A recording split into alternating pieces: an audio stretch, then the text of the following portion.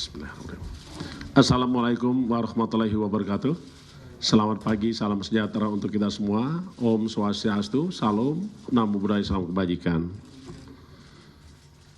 Yang saya hormati yang mewakili Ketua BPK, Pak Nyomanwara, Deputi Penindakan KPK, Bapak Rudi Setiawan, Kepala Biro Humas KPK, dan rekan-rekan wartawan, jurnalis, media cetak maupun elektronik, mainstream, dan segenap rekan-rekan semua yang hari ini hadir membersamai KPK.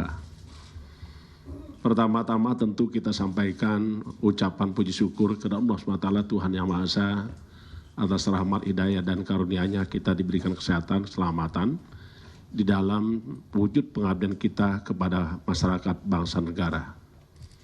Saya tidak pernah henti-hentinya menyampaikan ucapan apresiasi dan penghargaan kepada semua pihak dan segenap anak bangsa dimanapun berada atas peran andil besar membersamai KPK dalam upaya pemberantasan tindak korupsi sampai pada suatu saat bahwa Indonesia betul-betul bebas dari korupsi.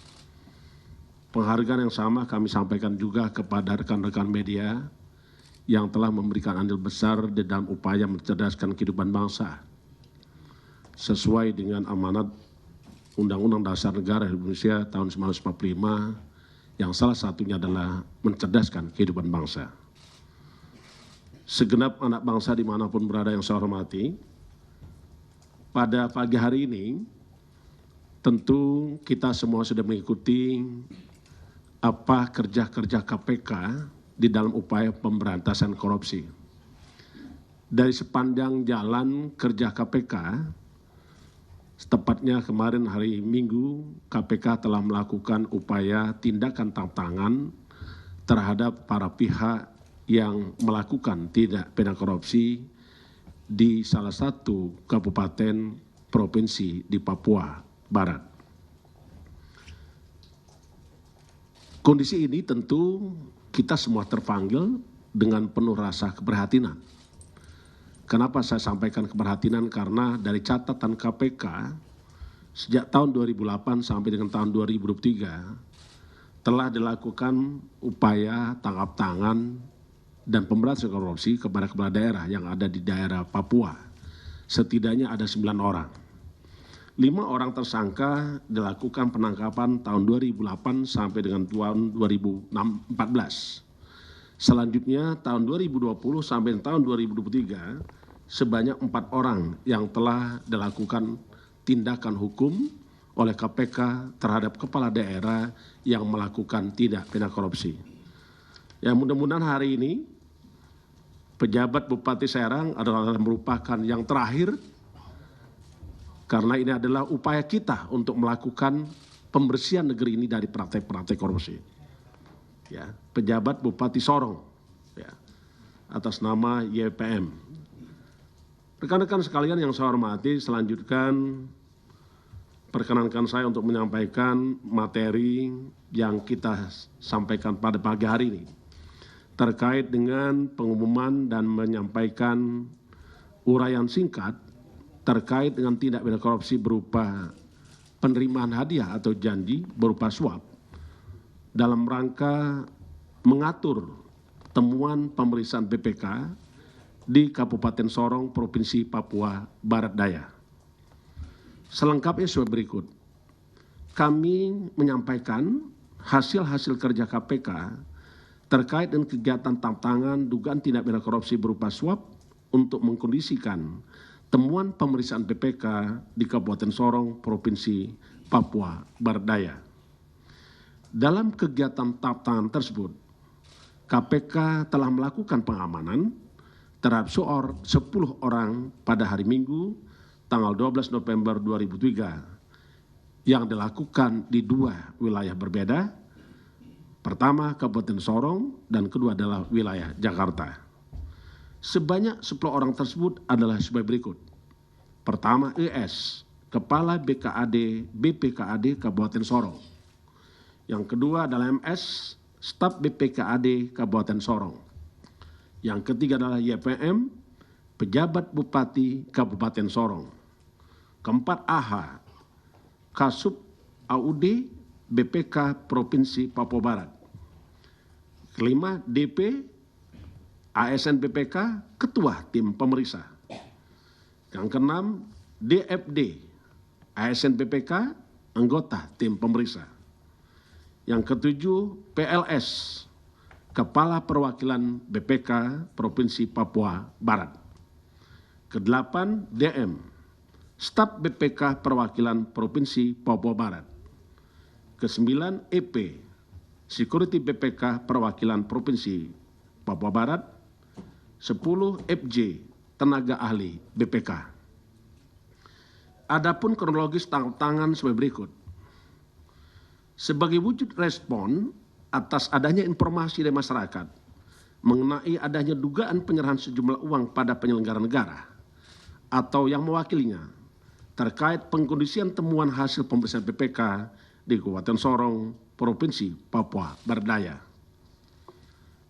Pada hari Minggu, 12 November 2003 yang lalu, tim KPK memperoleh informasi akurat terkait dengan penyerahan sejumlah uang dalam bentuk tunai dari YPM kepada AH, DP, dan DFD sebagai perwakilan PLS bertempat di salah satu hotel di kota Sorong. Tim KPK melakukan pembentukan 2 tim. Yang bertugas pertama adalah mengamankan YPM, ES, MS, AH, DP di Sorong. Sedangkan untuk PLS diamankan di Jakarta. Dari kegiatan tangkap tangan, tim KPK telah melakukan pengamanan berupa uang tunai sejumlah sekitar 1,8 miliar dan 1 buah jam tangan merek Rolex yang merupakan hasil kejahatan. Selanjutnya para pihak yang diamankan beserta barang bukti dibawa ke Gedung Merah Putih KPK untuk dilakukan pemeriksaan lebih lanjut secara intensif.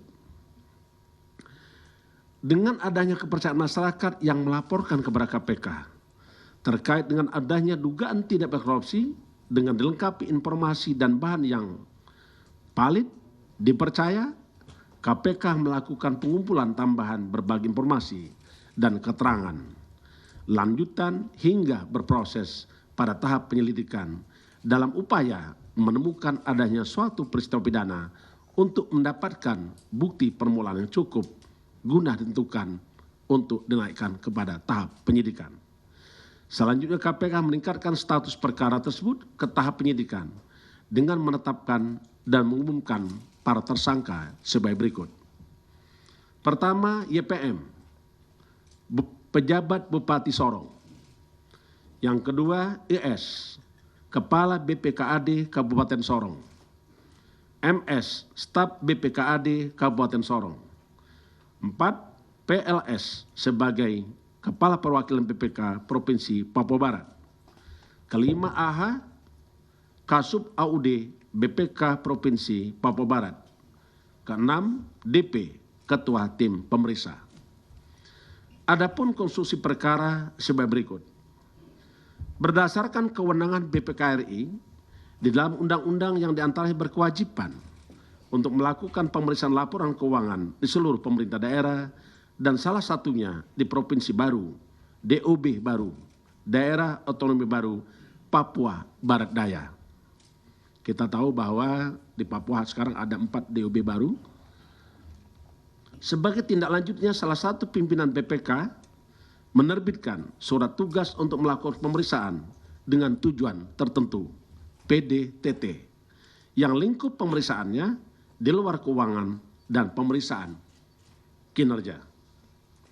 Rekan-rekan wartawan dan jurnalis yang saya hormati, saya lanjutkan.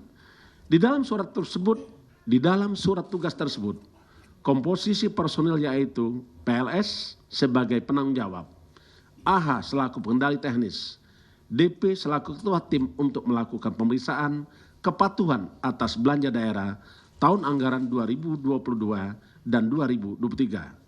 pada pemerintah daerah Sorong dan instansi terkait lainnya di AIMAS, termasuk Provinsi Papua Barat Daya. Dari hasil temuan pemeriksaan, PDTT di Provinsi Papua Barat Daya, khususnya di Kabupaten Sorong, diperoleh adanya beberapa laporan keuangan yang tidak dapat dipertanggungjawabkan. Atas temuan dimaksud, pada bulan Agustus 2023, kita mulai terjalin rangkaian komunikasi antara ES dan MS sebagai representasi dari YPM dengan AHA dan DP yang juga merupakan representasi dari PLS.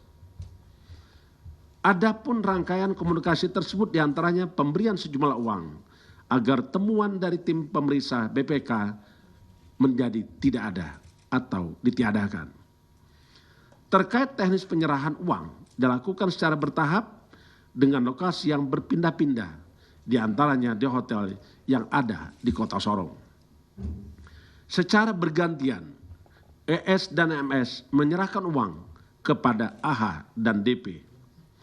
Setiap penyerahan uang pada AHA dan DP selalu dilaporkan oleh ES dan MS pada YPM. Begitupun saudara AHA dan DP juga menyampaikan laporan sekaligus menyerahkan uang tersebut kepada PLS. Istilah yang ditemukan dan dipahami di dalam dugaan tindak korupsi berupa penyerahan uang tersebut yaitu titipan. Sebagai bukti permulaan, uang yang diserahkan YPM melalui ES dan MS kepada PLS, AHA dan DP sejumlah uang tunai 940 juta dan 1 buah jam tangan merek Rolex. Sedangkan penerimaan PLS bersama-sama AHA dan DP yang juga sebagai bukti permulaan sejumlah sekitar 1,8 miliar rupiah. Terkait dengan besaran yang diberikan maupun diterima para tersangka, tim penyidik masih terus melakukan pendalaman dan tentunya akan dikembangkan dalam proses penyidikan. Untuk kepentingan penyidikan, penyidik melakukan penahanan terhadap tersangka selama 20 hari, terhitung mulai tanggal 14 November 2003 sampai dengan 3 Desember 2023 di Rumah Tahanan Negara KPK. Tersangka YPM, ES, dan MS sebagai pemberi disangkakan melanggar pasal 5 ayat 1, huruf A atau huruf B, atau pasal 13 Undang-Undang 31 tahun 1999 tentang pemberantasan tindak pidana korupsi sebagaimana telah diubah dengan Undang-Undang nomor 20 tahun 2001 tentang perubahan atas Undang-Undang 31 tahun 1999 tentang pemberantasan tindak pidana korupsi yontoh pasal 55 ayat 1 ke 1 Kitab Undang-Undang Hukum Pidana. Sedangkan terhadap saudara PLS, AHA dan DP sebagai pihak penerima disangkakan melanggar pasal 12 huruf A atau B kecil atau pasal 11 Undang-Undang nomor 31 tahun 1999 tentang pemberantasan tindak pidana korupsi sebagaimana telah diubah dengan Undang-Undang nomor 20 tahun 2001 tentang perubahan atas Undang-Undang 31 tahun 1999 tentang pemberantasan tindak pidana korupsi yontoh pasal 55 ayat 1 ke 1 KUHP. Demikian yang kami ingin sampaikan. Kami sampaikan pada rekan-rekan semua dan kami terus melakukan upaya-upaya pemberantasan korupsi. Tidak hanya dengan melalui penindakan, KPK juga telah melakukan upaya-upaya pencegahan. Di antaranya melalui pendekatan pendidikan politik cerdas dan berintegritas. Seluruh pejabat kepala daerah, baik gubernur, wali kota, bupati, juga telah mengikuti pendidikan latihan terkait dengan paku integritas. KPK juga terus menanamkan nilai-nilai untuk budaya anti korupsi kepada seluruh calon legislatif, termasuk juga para partai politik dan pengurus partai politik, termasuk juga kader partai politik. Hari ini kita akan mendekati masa pelaksanaan demokrasi kita, yaitu pemilihan legislatif dan presiden. Tentulah KPK masih terus berupaya untuk membersihkan Indonesia dari politik praktis terkait dengan korupsi di bidang politik. Saya kira demikian yang kami ingin sampaikan. Selanjutnya saya kembalikan kepada Kepala Biro Humas. Terima kasih. Saya akhiri. Wassalamualaikum warahmatullahi wabarakatuh. Om Santi Santi Om. Baik, terima kasih Pak Ketua, Bapak